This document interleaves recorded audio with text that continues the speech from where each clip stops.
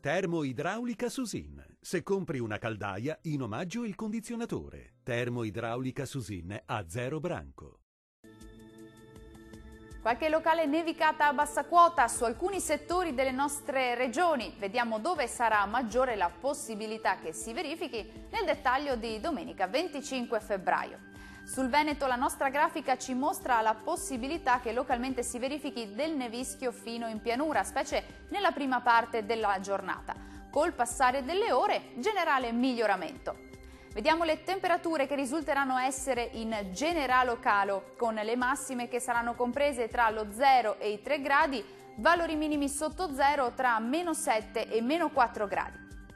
Spostiamoci ora a vedere che tempo farà sul Friuli Venezia Giulia. Tempo asciutto e stabile sulla nostra regione, il cielo si presenterà irregolarmente nuvoloso e a tratti anche coperto, tuttavia non sono previsti fenomeni degni di nota. Anche in questo caso le temperature saranno in calo, con le massime comprese tra meno 1 e 1 grado, minime tra meno 5 e meno 6 gradi. Concludiamo infine con uno sguardo alla situazione del Trentino Alto Adige. Possibili nevicate fino a bassissima quota, ma migliora via via col passare delle ore. Il cielo si presenterà poco o parzialmente nuvoloso. Temperature via via più fredde, con le massime che si attesteranno tra i 4 e i 6 gradi, minime intorno ai meno 2 gradi. Il mare sarà molto mosso, localmente mosso, nel Golfo di Trieste, i venti molto forti da nord-est. Dal meteo è tutto, arrivederci.